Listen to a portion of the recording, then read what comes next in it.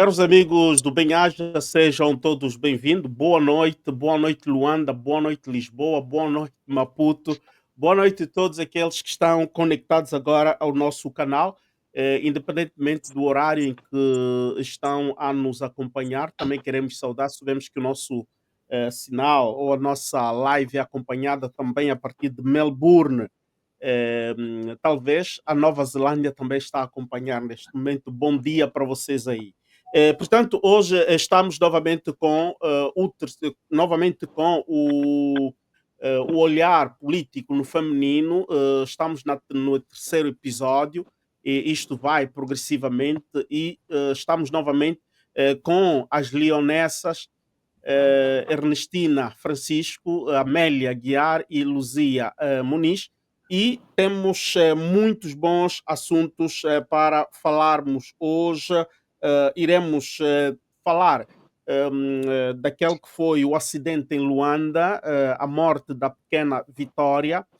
Iremos também abordar a questão dos empréstimos que o presidente João Lourenço tem estado acolher em toda a parte do mundo, Ásia, América do Sul, América do Norte, Europa, e para onde vão estes dinheiros. E para além disso, neste mesmo assunto, vamos falar da fiscalização que não se pode fazer ao governo. Portanto, temos um problema grave de impunidade e de falta de rastros. Quem toca, quem põe no bolso, quem tira do bolso, quem tira do cofre, é um grande problema. Vamos falar também do antigo PCA da Sonangol, que foi condenado por um tribunal da Suíça e irá para a cadeia, irá ter que responder aí um bom tempo no CUSU. Por fim, iremos falar também, sim, este será o último ponto. Mas para começar, eu quero desde já saudar as minhas leonessas que estão aqui no estúdio conosco. Muito boa noite, Ernestina, boa noite, Luzia, boa noite, Amélia. Oi, boa noite a todo mundo. Espero que estejam todos bem, de muita saúde e com boa disposição para nos seguirem, né? De facto, de facto, de facto. Hoje temos uma hora de transmissão, possivelmente não acredito que vamos conseguir fazer uma hora taxativa, mas para começar, temos aqui uma situação que, antes de tocar em todos os outros pontos que nós temos, eu gostaria de dar a palavra à Mamã África, à doutora Luzia Muniz, que servirá como nota de abertura esta situação com o novo jornal. Penso que temos aí alguns artigos que encontraram realmente problemas. Luzia, o que é que se passa com o novo jornal? Por que estes artigos possivelmente, não sei se já foram para o ar, não foram para o ar. Luzia. Bem, boa noite, boa tarde ou bom dia. Saúdo a todos que nos seguem, saúdo a Ernestina e a mana amiga Amélia e a ti, Álvaro, mais uma vez. É sempre bom falarmos mabuçarmos sobre as nossas malambas. Eu vou fazer uma espécie de nota editorial, que é mais um dos imensos, incomensuráveis atos de censura que acontecem no nosso país. E porque sou jornalista, porque eu e a Amélia somos jornalistas, e porque a censura traduz o tipo de regime que se tem, é preciso desmascarar isso, é preciso denunciar. O Novo Jornal, de que eu sou colaboradora, com responsabilidade e muito orgulho também, foi censurado a edição de papel no último fim de semana, na última sexta-feira.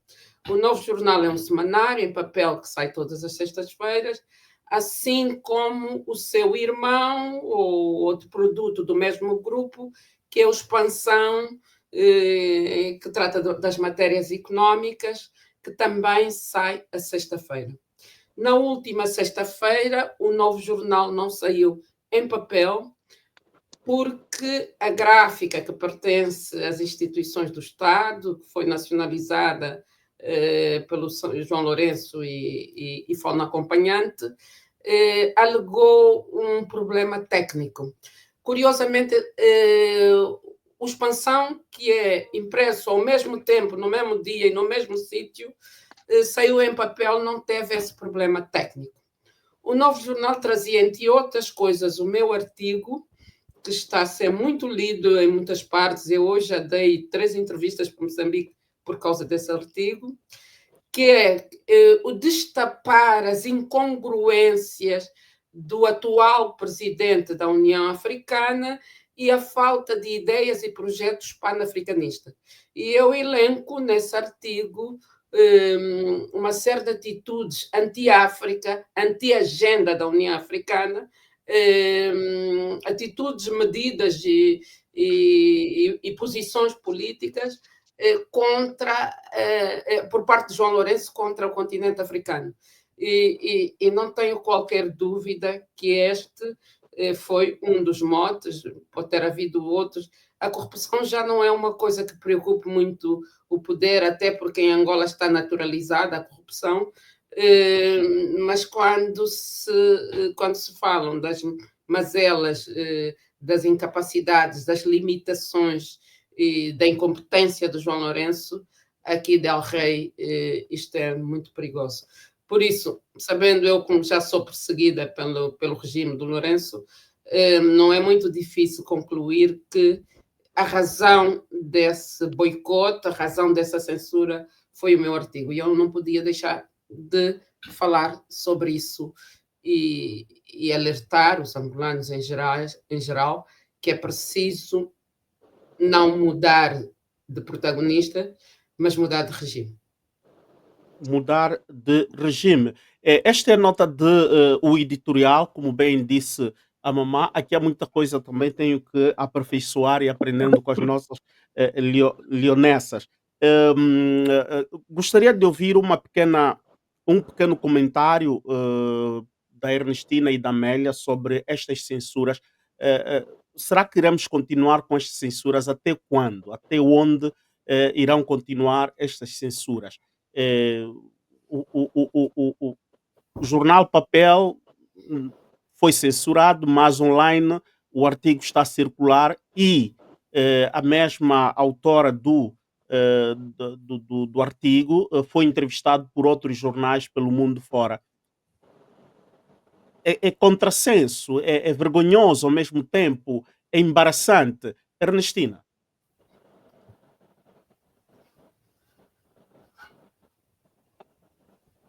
Obrigada. A censura não contribui para o desenvolvimento de qualquer sociedade. A censura tem sempre aquele cariz de antidemocrático, tem sempre uma natureza antidemocrática, na medida em que é necessário respeitar as opiniões das pessoas e dentro, claro, daqueles que são os limites dos direitos dos outros. Mas, em suma, a censura não contribui para o desenvolvimento de ideias.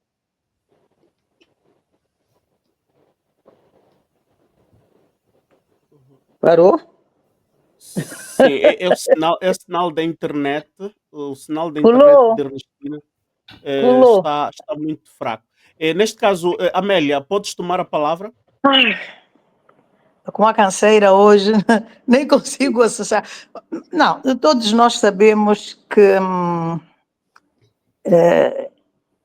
a censura em Angola é uma tragédia muito grande, né? Maior do que no Ocidente e maior do que na América Latina. Né? A ditadura africana é das piores que pode existir, porque é uma ditadura castradora, castra tudo. Eu gosto de dar como exemplo o Brasil. Até 1986 o Brasil foi uma ditadura militar e Tancredo Neves tomou a dianteira, lutaram pelo restabelecimento da democracia. Infelizmente ele acabou por morrer, mas está aí a ditadura brasileira, a democracia brasileira de 1986, portanto, historicamente falando, é nova, como é a de Portugal. E vejamos como esses países, mesmo na ditadura, esses países foram se desenvolvendo. Não havia curso de jornalismo até 1973 em Portugal, por exemplo. Havia ditadura, muitas vezes os intelectuais de determinados filmes, se quisessem ver, tinham que se deslocar à França, porque a Espanha, o Franco era igual a Salazar. Mas vejamos a ditadura brasileira. O Brasil é um país desenvolvido, é um país atrasado na questão da distribuição da riqueza, mas o Brasil faz o que os outros todos fazem e até mais, né? Essa urna eletrónica pós-votos é uma criação brasileira.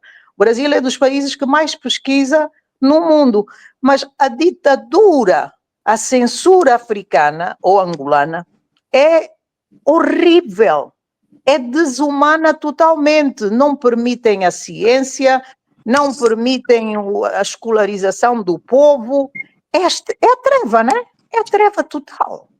É a treva total. Pinochet foi um grande ditador, matou muita gente, mas deixou o melhor ensino da América Latina. Os brasileiros, que eu considero que têm um bom ensino, que imitam sempre os americanos do Norte, eles consideram que o Chile tem o melhor sistema de ensino da América Latina. Aqui não. Aqui o ditador, infelizmente, tem poucas bases, não é? Porque, por mais que o presidente diga que tenha feito o curso de História em Moscovo ou noutro ponto qualquer da Rússia, eu tenho uma amiga que é da Ucrânia, por acaso ela era russa. Não, ela é russa. Ela tem um curso de História, mas o que é o curso de História na Rússia? São todas as mentiras que o Stalin e por aí foram inventando. É um curso que não serve para trabalhar em parte nenhuma, nem sequer aqui em Angola, tanto mais que ela dá aulas de matemática e ciências aos miúdos que frequentam a escola portuguesa, porque, pronto, ela fez História, não serve para nada, mas a matemática e tudo isso serve. E depois, isto tem também a ver com o que nós repetimos sempre. O ditador aqui não tem identidade. Os outros ditadores têm uma identidade. Um era austríaco, mas assumiu-se como alemão, fez o que fez um carro para o povo, não é? O Volkswagen, carro do povo, Vox, o povo, Wagen, o carro. O outro fez, não sei. Aqui não, o ditador aqui tem muitos problemas de identidade, de tal forma que nem escola, nem informação, nada passa aqui, nem saúde, nada. É mesmo a treva, porque o ditador não está minimamente identificado com o sítio onde ele enterrou, ou os pais dele enterraram o seu cordão umbilical.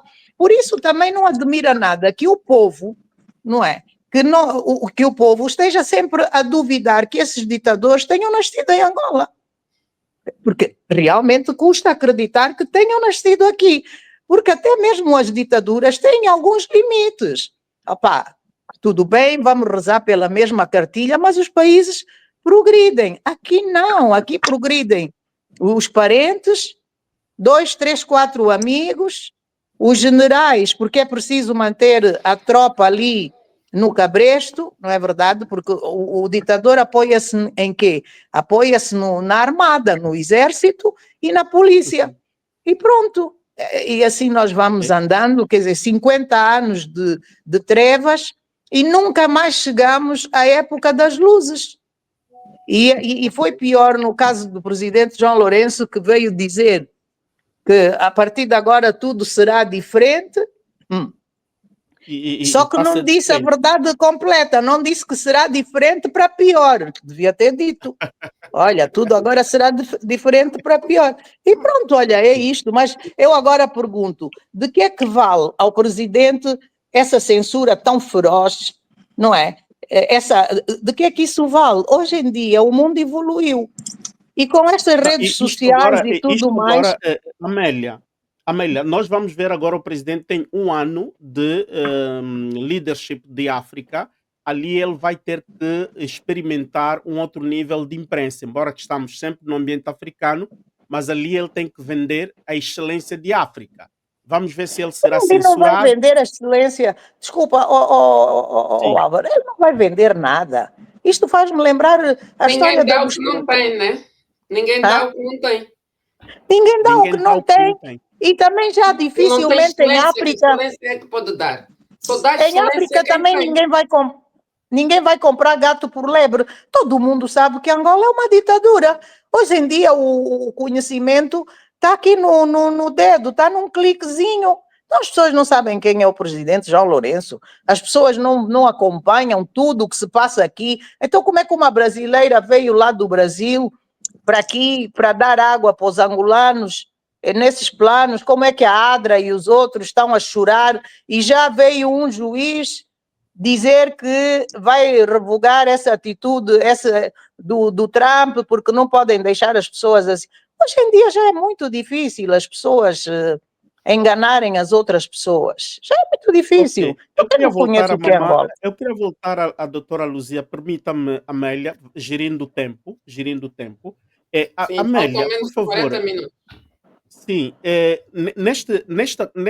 no editorial que falas e tocando propriamente no João Lourenço, falas muito bem que não há nenhum projeto panafricanista.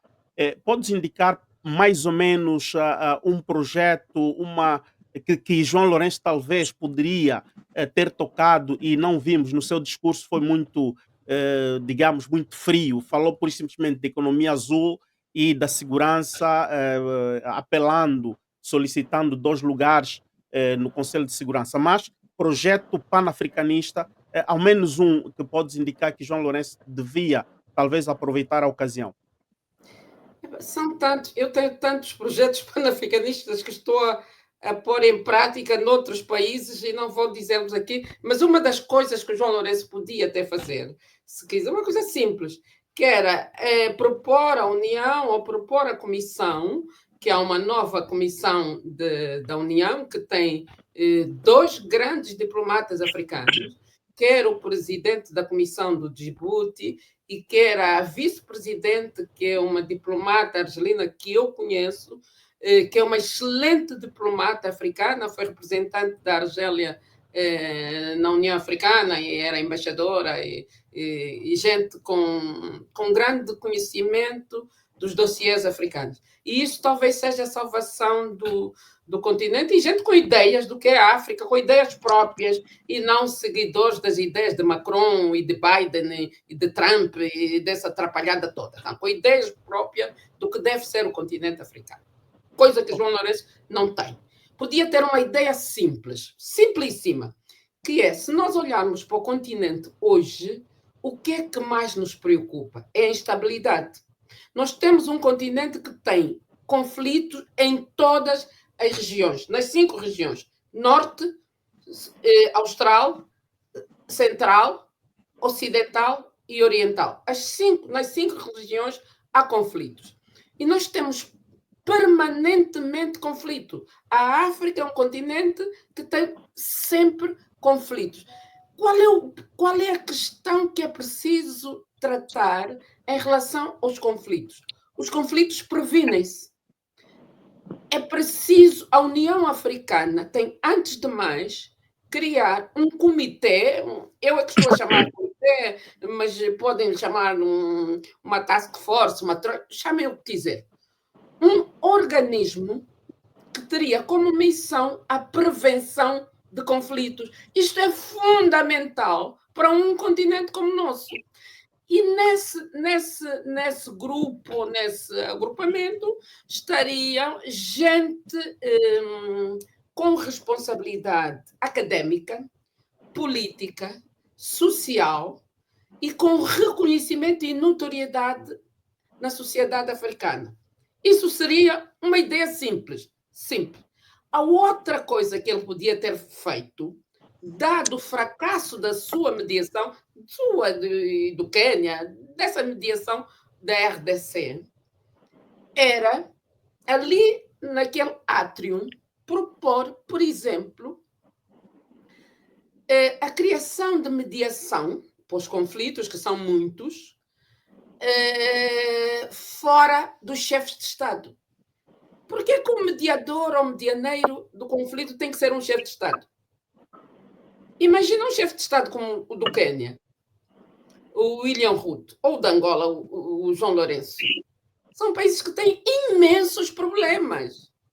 Angola tem imensos problemas. O facto do João Lourenço viver mais no ar do que em terra não significa que o país não tem problema. Angola tem imensos problemas.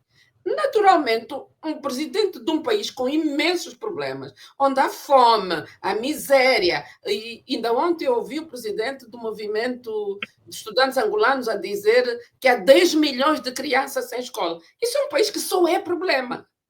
Não tem tempo para estar todos os dias, porque uma mediação séria implica todos os dias um mediador ou medianeiro dedicar-se àquela tarefa, se quer levar a coisa para bom porto. Ok, muito obrigado. O Estado podia perfeitamente, e em África há personalidades reconhecidas, e quando eu estou a falar África, estou a incluir a diáspora, a tal sexta região do continente africano, há personalidades reconhecidas, há personalidades com capacidade intelectual, política, para fazer essa mediação. Enquanto nós continuamos a escolher ou a manter os mesmos erros, porque está provado que não tem dado certo a escolha de chefes de Estado para processos de mediação. E o que não dá certo tem que ser mudado. O João Lourenço podia sair com uma proposta para envolver outros atores. Por exemplo, antigos políticos, Thabo Mbeki, por exemplo. Thabo Mbeki, professor Lumumba. Há muita gente em África, homens e mulheres, que podem perfeitamente fazer uma mediação e pessoas com prestígio. Essas duas pessoas, eu podia falar outra, de que falei, têm prestígio por elas próprias. O João Lourenço, o prestígio dele advém de ser presidente daquele país. E nada mais. E é importante que o indivíduo... Estas podiam ser a proposta. E depois há uma coisa. Eu ouvi o discurso do João Lourenço. Eu ouvi a sessão de abertura toda em direto. E ele fala que, para além desta coisa de mendigar os lugares no Conselho de Segurança, que eu acho que a África não devia mendigar, mas pronto, isso levava a um programa inteiro.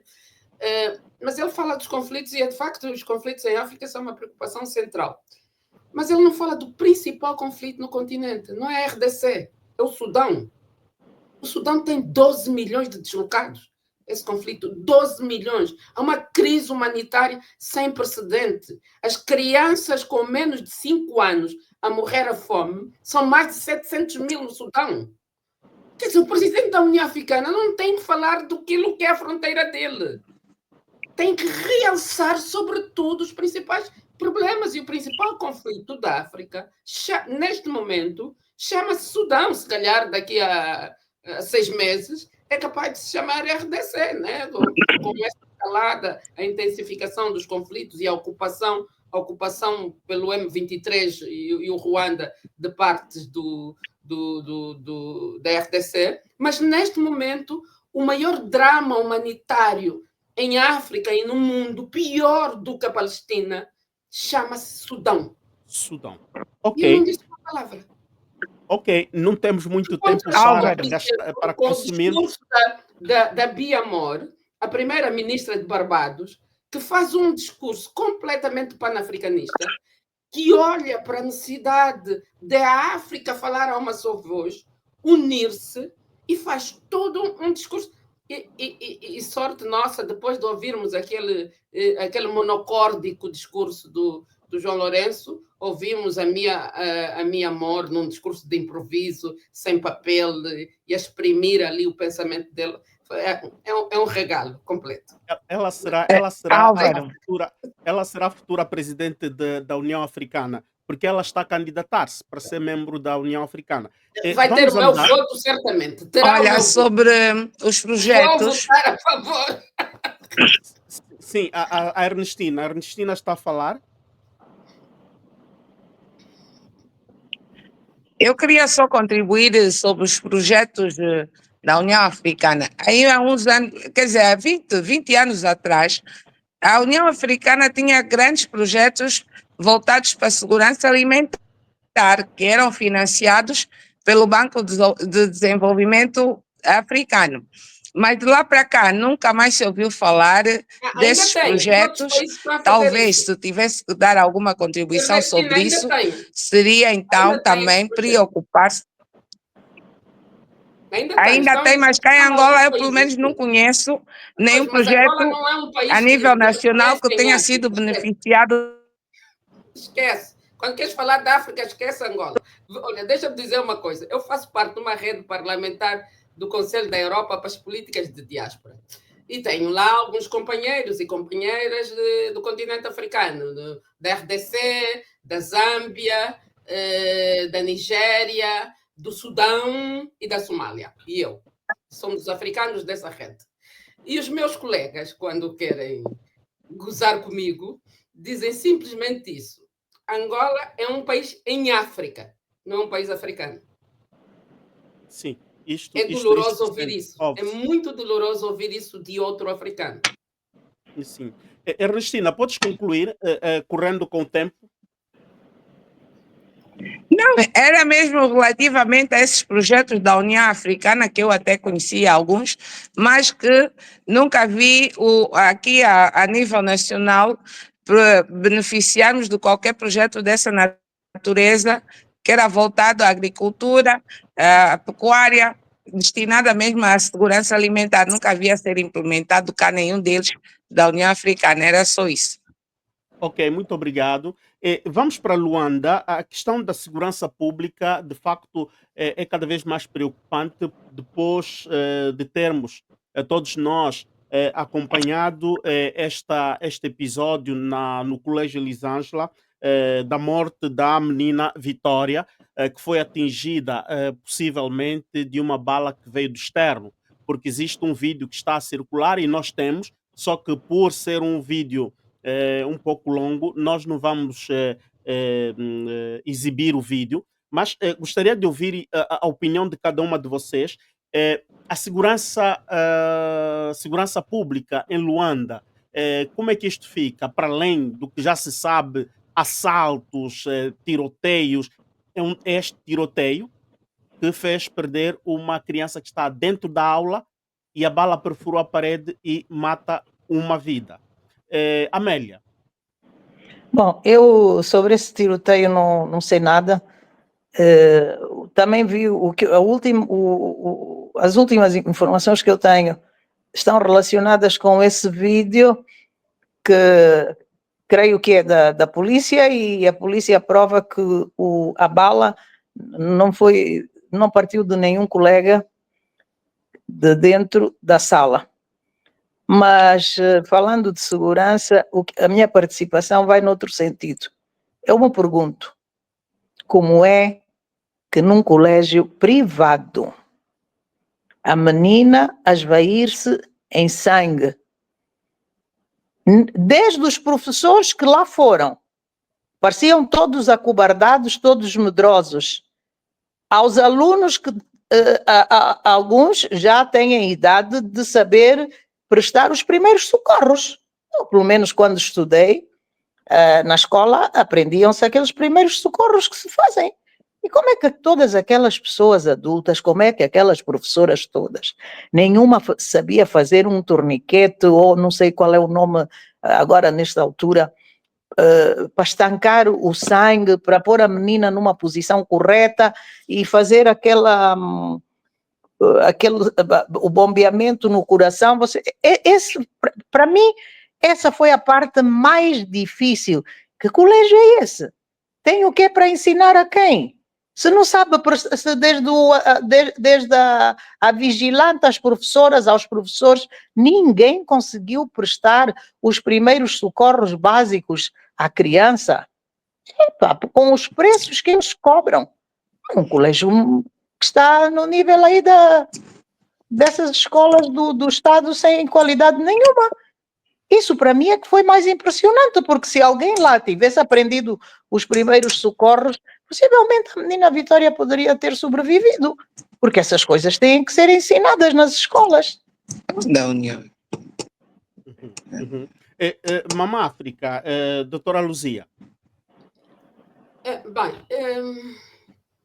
este caso tem muitas pontas soltas e tem muitos esclarecimentos que precisavam de ser feitos, mas tem sobretudo a desumanização lá dentro.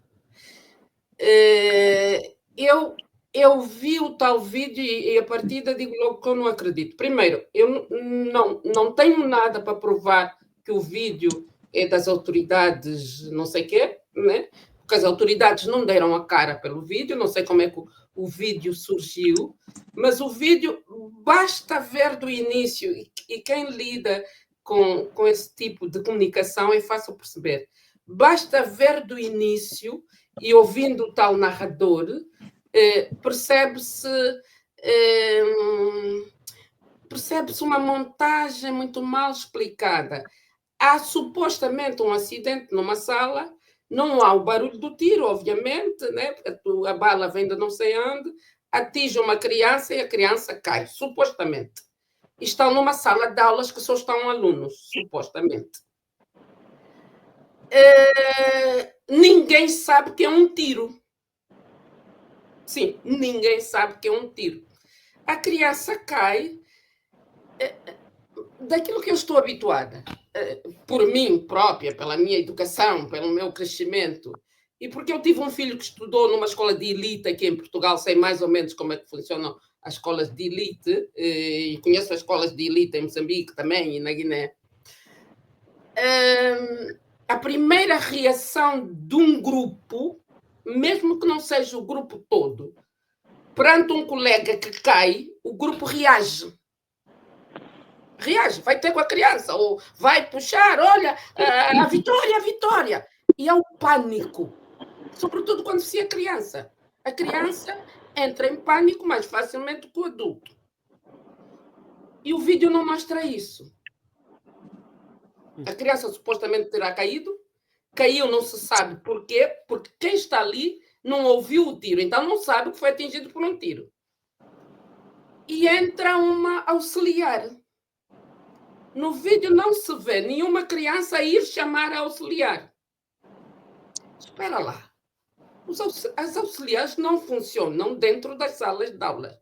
Ninguém ouviu o tiro, a auxiliar entrou por quê? E a auxiliar entra, segundo o narrador, pede calma às crianças. Pede calma às crianças porque entrou, encontrou a criança no chão e pede calma.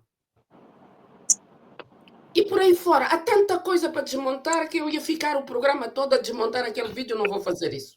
Em contrapartida, há uma reportagem da Rádio Eclésia, eu acredito muito mais na Rádio Eclésia do que nesse vídeo, que diz o seguinte: foram ouvir os estabelecimentos e outras coisas de instituições nas redondezas, e ninguém falou de assalto, da existência de assalto, de tiroteio, de seja lá o que for. Eu acho que eu enviei para o Álvaro essa reportagem. Sim. Ali, naquela hora e naquele instante. Ninguém. Segundo, há o assassinato ou a morte de uma criança num local que devia ser seguro. Por que a direção da escola e a professora da criança não falaram, não deram uma conferência de imprensa, porque aqueles comunicados são vácuos, completamente. Não se percebe absolutamente nada em mal escritos, ainda por cima, comunicado numa escola. Por que não falaram? Deviam ter falado logo. A própria Rádio Eclésia, quando lá chegou, tentou ver a sala, filmar o espaço, para perceber se a bota batia com a perdigota. Eles impediram, porque o jornalista diz isso, o jornalista da Rádio Eclésia, impediram a Rádio Eclésia de fazer isso. No entanto, o tio da criança, irmão da mãe, em quem eu acredito mais do que essas imagens, conta histórias, um rol de histórias sobre bullying racial, sobre discriminação gordofóbica, de que a sobrinha sofria.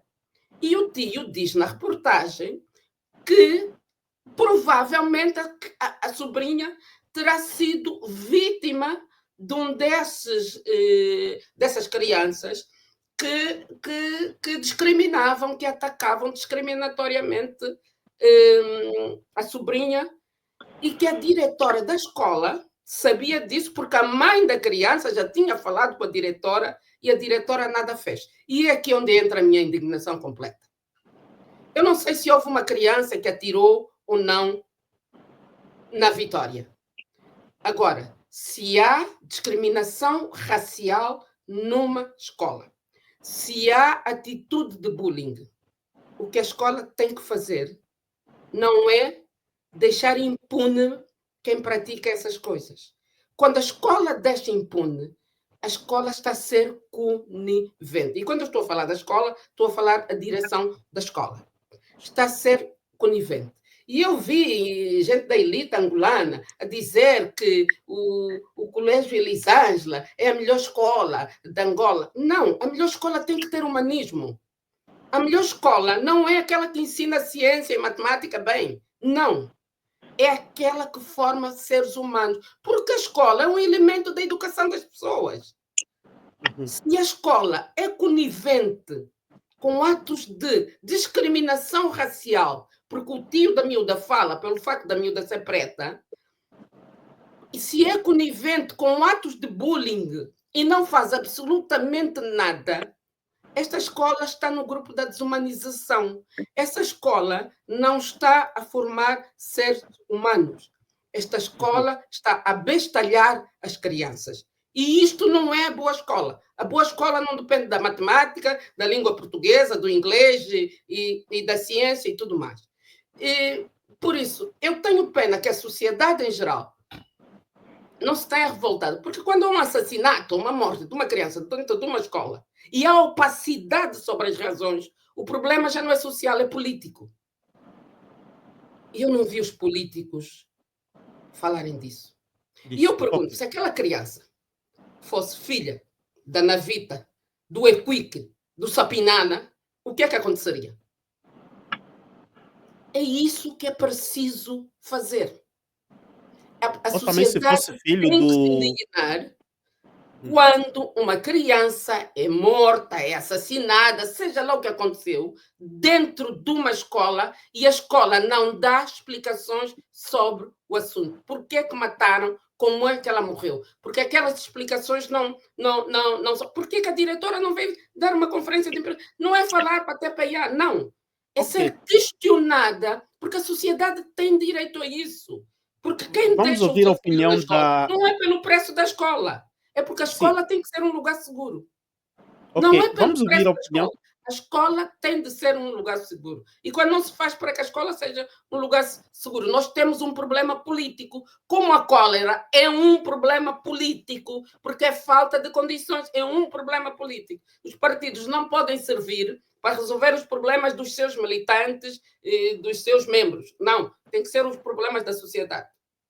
E só para fazer valer o seu logotipo. Ernestina, que opinião trazes sobre este episódio de segurança, de falta de segurança em Luanda? Dizia a Luzia, se fosse filha de Sapinhala, a filha de Navita, não estariam caladinhos. E se fosse Claro que filha não. de Esteves Hilário, o que é que iria acontecer? Ernestina. Ok.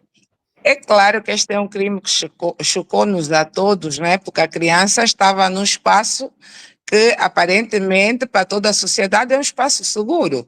E uma criança ser morta naquele estado, naquela situação, naquela circunstância, choca-nos a todos, não é? Entretanto, qualquer coisa que eu possa adiantar da minha parte não passaria de especulação, porque eu, enquanto técnica desta área, sabemos que qualquer pronunciamento deve estar sujeito a quê? A uma perícia, porque tem que haver uma perícia. Uma perícia que venha determinar a trajetória da bala, a distância, para poder então se provavelmente admitir a probabilidade de onde terá saído o tiro, para depois então ir se imputar responsabilidades. Até o momento, a perícia do laboratório de criminalística provavelmente já terá ideia de onde terá saído o tiro, mas nós não ouvimos que alguém tenha sido responsabilizado ainda. Isso, neste momento, é que é importante esclarecer quem é o responsável pela morte da menina. É evidente que, relativamente aos professores e à assistente, há uma recomendação médica que, quando nós encontramos alguém deitado no chão, não podemos, também precisamos ter isso em conta, né? Não podemos pegar na pessoa que está ali imobilizada e levantá-la de qualquer meio. Por qualquer forma, tem que ser ou um paramédico, ou um enfermeiro, ou um médico a poder movimentar a pessoa. Eu creio que naquele contexto foi isso que terá ocorrido aos assistentes da aluna e aos professores. Por isso é que não se levanta a pessoa imediatamente quando ela está ali imobilizada. Porque pode ser que o facto de nós a movimentarmos pode agravar a situação. Então, esta é uma recomendação que eu acredito que eles lá na escola também devem perceber disso. Por isso é que eu percebi que foram a correr a clínica mais próxima, que foi então movimentar a criança.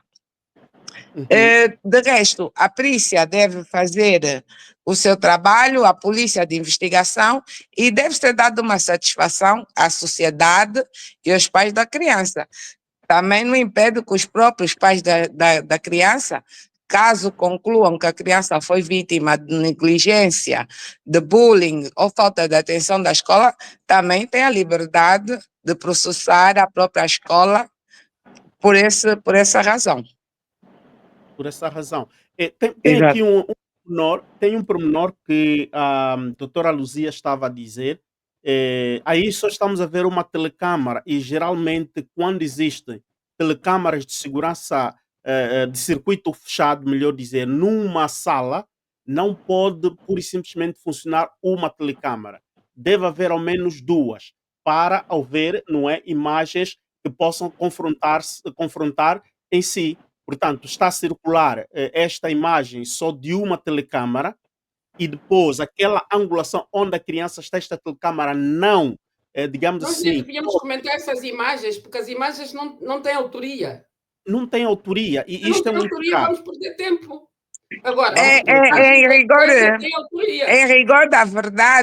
em rigor da verdade, se nós quiséssemos ser rigorosos, essas imagens não deviam estar a circular, porque é um crime que não está ainda esclarecido. E nós não sabemos se tem uma ou mais... Mesmo as câmaras exteriores também, na investigação, têm que ser verificadas, não só da sala. E nós não sabemos se existem outras câmaras ou não. Por isso é que eu lhe disse, qualquer coisa da minha parte não passaria de especulação. Ok. Muito obrigado. Muito obrigado. Nós vamos avançar. Temos o assunto aqui do artigo, ou melhor, do acórdão 319, que é um assunto muito pertinente sobre a fiscalização do governo. Aqui, o Tribunal Constitucional, eu vou ler este texto que vai me pegar mais ou menos 30 segundos, permitam-me, quero vos dar a tela toda completa com este texto, permitam-me. Ok, o texto está aí, fiz os possíveis, mas não tive modo de concluir lá abaixo. Prontos, Tribunal Constitucional Angolano proíbe Parlamento de fiscalizar governo. Este é um artigo que foi publicado propriamente neste ano de 2013, depois deste assunto, portanto, tornar-se polêmico. De acordo com o acórdão número 319/2013, assinado pelos 6 juízes conselheiros do Tribunal Constitucional reunidos na cidade do Is no dia 9 de outubro deste ano, a Constituição não confere à Assembleia Nacional competência para fazer interpelações e inquéritos ao Executivo, nem para convocar, fazer perguntas ou audições aos ministros, uma vez que em Angola os ministros de Estado, ministros e governadores desempenham funções delegadas pelo titular do Poder Executivo, que é o Presidente da República. Segundo o documento que o Novo Jornal teve acesso, o artigo 162 da Constituição não prevê expressamente que a Assembleia Nacional, no exercício da sua função de controle e fiscalização, possa realizar interpelações, formular perguntas, promover inquéritos e audição aos ministros. Continua este artigo, mais 2 parágrafos e vamos dar palavra. Na realidade, portanto, aqui temos as 2 vírgulas.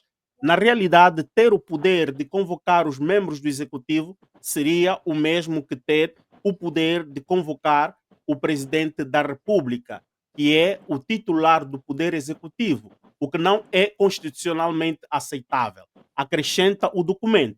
Segundo o acórdão, nada obsta a que as comissões permanentes especializadas da Assembleia Nacional, se necessitarem de algum esclarecimento, possam, por intermédio do Presidente da Assembleia Nacional, solicitar ao Presidente da República que autorize que um determinado ministro se desloque à respectiva comissão.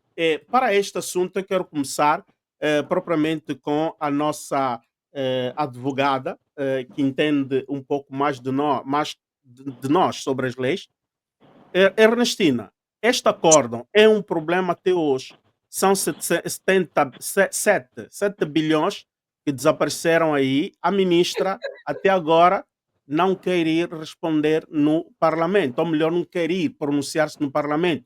Está-se a esconder agora, será? Está-se a esconder atrás deste acórdão ou existem outras maracutaias? Mas pronto, vamos olhar num outro ângulo. Existem vários empréstimos que o nosso governo, o nosso presidente da República vai buscar em toda a parte do mundo. Só com a China, o último tem uma entidade de 13 bilhões de dólares, que é muito dinheiro. Ok, este dinheiro chega em Angola, não se sabe onde este dinheiro é alocado, como é executado, portanto, estes mesmos dinheiros, sem falar de outros. Agora, existe suspeito. Estamos a ver, existem 2 grupos empresariais que são privilegiados com as obras públicas, sempre ganham as adjudicações, Grupo Carrinho e ao Matapalo. Portanto, aqui algo não está muito claro. Este acórdão, como é que ela pode ser abatida? Bom, antes das dívidas, eu penso que se tivermos que balancear aqui os valores em causa, mais do que as dívidas, o problema aqui é o acórdão. Esse acórdão veio colocar em causa o mecanismo de funcionamento do Estado democrático e de direito e o equilíbrio da separação de poderes. Ou seja, nós em Angola, com este acórdão, é como se tivéssemos, se me permitem usar aqui uma metáfora, se tivéssemos um carro com um motor avariado, pomos óleo, pode andar aí um bocado, mas nunca chega ao destino. A partir do momento que este acórdão vem proibir a fiscalização ou impedir a fiscalização ou sindicância do Executivo, coloca em causa aqui o próprio equilíbrio do Estado democrático e de direito. Vamos perceber que os princípios do Estado de Direito, os conceitos do Estado de Direito, começaram a ser forjados por grandes ideólogos europeus desde o século XVII, e visava efetivamente combater a concentração de poderes no monarca na Europa antes das revoluções. Entretanto, quer dizer, nós aqui estamos a retroceder com esse acórdão. Retroceder é que o princípio da sindicância e fiscalização do governo, ou o princípio da fiscalização do governo, decorre dos checks and balance, os pesos e os freios no Estado democrático e de direito. Sem os freios, os pesos e contrapesos, não funciona. Vejam o que acontece agora nos Estados Unidos. A juíza de Maryland votou contra a execução do decreto presidencial de Donald Trump, porque este é o mecanismo de freios do Estado americano.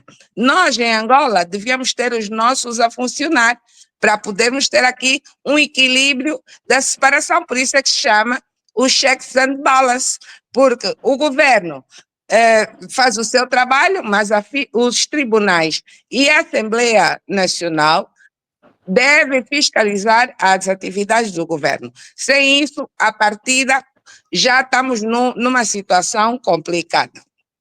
Já há essa situação complicada.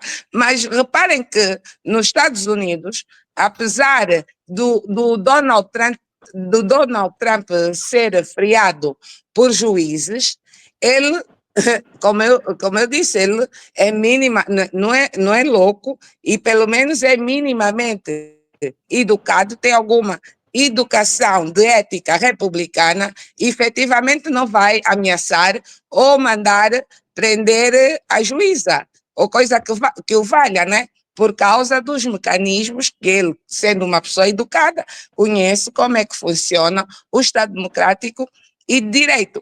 Entretanto, nós cá com este acórdão, quer dizer, esse acórdão veio constranger o mecanismo. E não é bem verdade que a Constituição, teve a ler aí no artigo, que a Constituição não prevê nas normas do artigo 162, isto não é bem assim. O que acontece? A Constituição tem regras orientadoras, de como é que devem funcionar. Essas regras são concretizadas pela legislação de hierarquia inferior, que no caso seria o regulamento da Assembleia Geral, da Assembleia Nacional, digo, o regulamento, ou o regimento da Assembleia Nacional é que vinha concretizar essa norma constitucional. E a partir do momento que o Tribunal Constitucional vai emitir esse acórdão, veio realmente deixar a situação constrangida. E em termos deste parágrafo, o Estado democrático e de direito, para concluir, sem os checks and balance, que foi constrangido por esse acórdão, os pesos e os freios foram constrangidos por esse acórdão, não tem como funcionar corretamente, e já desde foi concebido assim, desde a concessão destes conceitos do sistema democrático. Ok, obrigado, Ernestina. Amélia. Pois, eu acho que já foi tudo dito e estamos também mesmo a chegar ao fim. Eu que disse a Ernestina, eu acho que esse acórdão é o ponto mais baixo da jurisprudência do Tribunal Constitucional, tendo em conta que os poderes, eles são harmónicos entre si, mas são independentes, e justamente o poder legislativo, que é o poder da Assembleia Nacional, é o primeiro poder. É o poder legislativo, o poder judiciário, e só depois vem o poder do executivo, porque este tem que se submeter às leis que são feitas no Parlamento e que são mantidas, quando quebradas, pelo poder judiciário. E, infelizmente, funciona assim. E, portanto, é o nosso presidente que vai ter um ano, felizmente, que a União Africana tem uma comissão executiva que aí sim me parece que funciona de verdade. O chefe dessa comissão, ele é eleito tem um período de 5 anos e não será bem a salvação da União Africana, mas se um ditador vai para a frente de uma união de um continente com 55 países, 30 deles, há pouco a Luzia não disse o número, mas são 30 países aqui em conflito, não é? Então, nós estamos mesmo à espera que esta União Africana venha a servir o continente no próximo ano, porque aqui dentro é o que nós vivemos, os conflitos já partem todos eles, também aqui em Angola, desse problema da falta de independência dos poderes.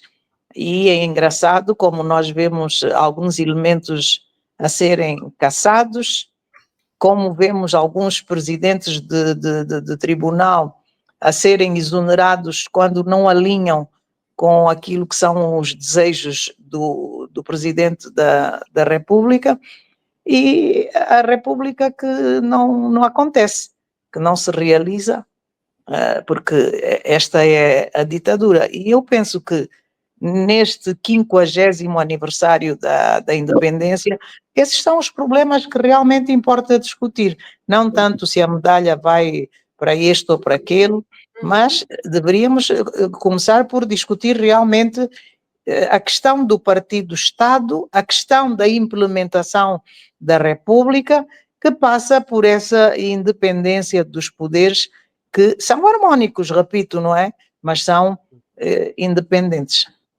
Independente. Luzia? Eu subscrevo tudinho que disse a Amélia, tudinho.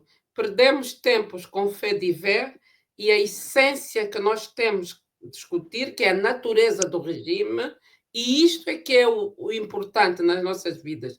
Tudo isso tem um substrato atrás. A natureza de um regime que não é uma democracia de todo, e é isso que é preciso discutir, em vez de estarmos a discutir medalhas que não servem absolutamente para nada, senão para encher o ego de uns e de outros. Subscrevo o que a Amélia disse. Está tudo Ok. Ok, o último assunto que eu trago aqui ao painel, que estamos mesmo à reta final para a conclusão, é este assunto do antigo funcionário da Sonangol, condenado à prisão na Suíça. Angola recebeu milhões de dólares para aprovar contratos com a Trafigura. Genebra. O antigo presidente da Sonangol distribuidora, Paulo Gouveia Júnior, foi hoje condenado, portanto, alguns dias atrás, isso é dia 31 de janeiro de 2025, na Suíça, a 36 meses de prisão por corrupção num tribunal suíço que condenou também a companhia suíça Trafigura e um dos seus diretores a multa e prisão por envolvimento em corrupção em Angola. O tribunal sentenciou a Trafigura a pagar uma multa de 3,3 milhões de dólares e 145,6 milhões de indemnização e condenou o ex-diretor de operações da Trafigura, Mike Wainwright, a 32 meses de prisão, dos quais 12 meses devem ser cumpridos. Aqui, mais uma vez, começo com a Ernestina. Ernestina, aqui um dos gestores da Sonangol Distribuição tem que ver a cadeia. Que opinião trazes? Bom, o senhor Paulo Júnior foi preso na condição de funcionário, algo que se pareça da Trafigura. Da Trafigura que na Suíça corrompeu alguns funcionários suíços, foram então detectados e por isso estão todos presos e alguns até têm pena suspensa, né? Têm pena suspensa. Entretanto, este senhor Paulo Júnior foi PCA da Sonangol Distribuidora e da Sonagás. Não, eu só queria dizer que esta semana li um artigo que se referia que houve aí uma agência de rating internacional, que são as agências de notação financeira, que publicou uma pesquisa segundo a qual, ou uma opinião, segundo a a qual os índices de corrupção se agravaram bastante em Angola nos últimos anos, atingimos picos históricos a nível da CPLP. E com estas agências internacionais a emitirem esses relatórios, fica muito difícil nós atrairmos qualquer tipo de investidor estrangeiro com o seu capital para vir investir num país com esses problemas todos. Então, para concluir. Ok, muito obrigado, Ernestina. Eu só queria acrescentar que na Suíça, os agentes ativos do crime foi a empresa angolana e esse Paulo Júnior. Entretanto, há agentes passivos que são suíços, de nacionalidade suíça, e que são funcionários públicos, também estão todos encarcerados.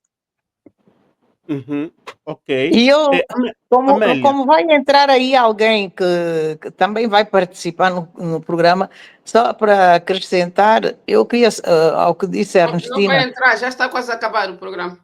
Sim, pois já estamos no fim mesmo. Eu só quero dizer às pessoas que nos seguem que essa trafigura já é um motivo de preocupação, porque essa trafigura está metida também nos negócios dos caminhos de ferro de Benguela ou corredor do Lubito, conforme queiram chamar. Portanto, já começa a criar aqui dúvidas, né? Porque a trafigura, primeiro é que a trafigura é a tal empresa que está metida nessa cena dos combustíveis que são refinados, sabe-se lá onde. Para começar, a trafigura faz parte desse cambalacho de refinarem os combustíveis no estrangeiro, quando podiam ter aumentado a refinaria de Luanda e dar muito bem conta do petróleo ser refinado aqui. Portanto, a Trafigura é uma empresa de delinquência antiga. Agora, imagina essa Trafigura, o que é que vai trafigurar aí no caminho de ferro de Benguela, não é? Precisa ter em conta. Luzia. Bem, nós vivemos num país que está assente nas desigualdades de tipo máximo. A corrupção é filha das desigualdades, porque não é a corrupção em si, mas a impunidade. E a impunidade é um símbolo da desigualdade. Quem é que está impune? Não sou eu se roubar uma galinha ou uma botija de gás, vou para a prisão. Mas os macalacatos roubam o país todo e vão para paraísos fiscais, vão para o Dubai, etc. Isto é uma desigualdade. Então, nós temos que criar, como diz a Amélia, nós precisamos de criar uma república. Não é outra, é uma república, porque nós não temos. Outra é se essa fosse uma república. Nós precisamos de desmantelar o regime, não temos outra solução, porque nós temos um regime totalmente fraudulento. Eu tenho um artigo que escrevi em tempos, que é sobre a indústria da fraude. A fraude só se sustenta com fraude. Um regime que é assente na fraude, como é o nosso regime, precisa de muitas fraudes. E entre essas fraudes está a corrupção. Por isso, nós temos que desmantelar essa ditadura toda. O partido-Estado. Isso é próprio de todos os partidos-Estado, não pode. Nós queremos uma república, temos direito a ela. Na ética, na dignidade das pessoas. Temos que criar uma república, um país decente. Os outros foram capazes, por que é que nós não somos capazes? Temos é que desmantelar isso. Bom, e aí entramos nas recomendações, não? As sugestões. Ok. Vamos então nas conclusões. Quero começar, Ernestina. Conclusões para hoje. Ernestina não se ouve. Ernestina, tu me escuta? Oi, estou com problema. A internet hoje não está boa. Não, é um minuto, não é? É um minuto de cada uma. Sim, Ernestina, é o teu minuto. Ok, a Ernestina não consegue falar. Sim, A internet hoje não está como deve ser mesmo. sim, sim. Pois. Amélia, Hum. 1 minuto então para concluirmos. 1 minuto de considerações finais. Não, o meu minuto tem mesmo a ver com o tema que nós tratamos assim. Pronto, precisa de mais debate, né? Mas tudo sempre precisa de mais debate. É que realmente este acórdão que impede a Assembleia de trabalhar faz com que a OMA Tapalo e o Grupo Carrinho criem aqui um oligopólio que não deixa o país ir a lado nenhum. Que mata o empresariado também, para além dos 14% do IVA. Eu quero aproveitar o meu minuto para isso, não é? Sim, sim, sim. E lá está, se nós vivêssemos numa república de facto, isso não poderia acontecer. Porque numa república de facto, o presidente não pode contrair dívidas para canalizar o dinheiro para esses dois, principalmente. Portanto, o presidente, acho que já vai em 50 bilhões, 50 bilhões em dívidas que são sempre depois o dinheiro é canalizado para o Grupo Carrinho, ou Matapalo, e mais GM Corp, Mitrel e mais algumas. Mas isso mata o país. E se impede que os empréstimos, para já, das receitas do petróleo já nem se ouve falar. Isso impede que o dinheiro seja canalizado para o setor primário, que é a agricultura, que depois passe para a transformação, que é a indústria. Então, nós temos aqui problemas gravíssimos, temos problemas sérios. E depois temos, a parte disso tudo, o grande problema de Angola também são as questões patrimoniais. Os deputados da situação, que podiam realmente fazer as transformações que o território necessita, não fazem por questões patrimoniais. Estão lá para defender o que ganham, não é? E então não se assumem como angolanos. Como dizem os outros africanos, já que a Luzia desapareceu, eu vou mesmo aqui recordar o que os outros dizem. Realmente nós estamos em África, mas não somos africanos. Aliás, nós não somos nada. De tal sorte que censuraram o jornal, fazem o que querem.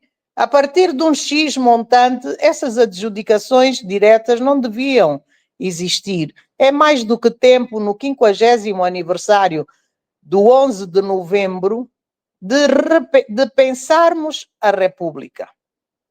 Nós temos que pensar a República, temos que criar condições para que todos tenhamos um lugar ao sol no nosso país.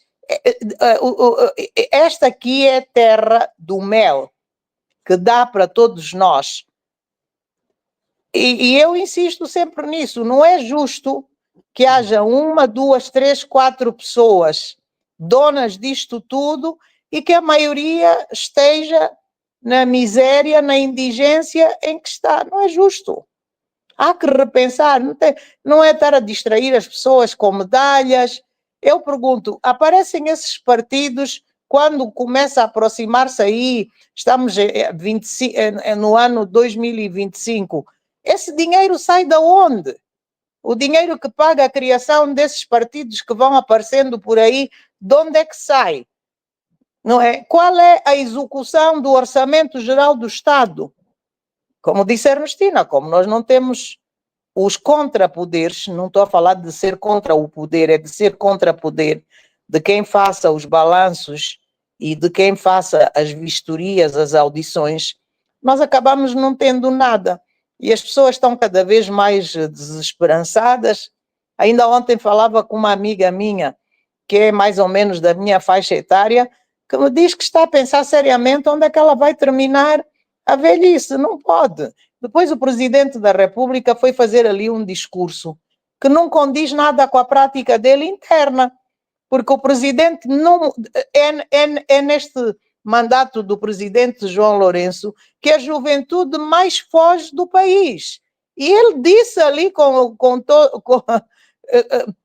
todo o cinismo que temos que desenvolver o continente. Então nós vamos desenvolver o continente se os quadros não têm condições para viver nos seus países e têm que ir trabalhar em profissões, todas as profissões são dignas, mas têm que fazer trabalho que mais ninguém quer fazer no estrangeiro, porque não tem lugar no seu próprio país. Então, que presidente é que nós vamos ter ali na União Africana, se aqui internamente o senhor não está minimamente preocupado com o número de pessoas que abandonam o país? Os quadros vão-se embora. Então, eu não arrumo a minha casa e vou querer arrumar 55 países. Isso é só porque a presidência é mesmo rotativa, calha a todos, porque de resto acho que não era o caso, né? Então é isso, quer dizer, esse 11 de novembro, mais do que samba ou semba e futebol, devia mesmo ser um ano de reflexão para todos. Que república queremos nós? Que país queremos nós? Mas esse partido-Estado não funciona. Está podre. Está completamente podre. Não dá, não dá. Esse partido-Estado não serve a ninguém, a não ser os agentes públicos, lá do topo até a base. Mas a nós, cidadãos comuns, isto não serve. 50 anos depois, esse partido-Estado é uma vergonha. Né? Pronto. Um abraço, Álvaro, e até uma próxima oportunidade, tá? Ok, obrigado, Amélia. Caros amigos, muito obrigado por terem nos acompanhado. Estamos aqui a concluir desta forma a nossa transmissão de hoje. Até a próxima. Estamos juntos. Um Chico Coração bem alto.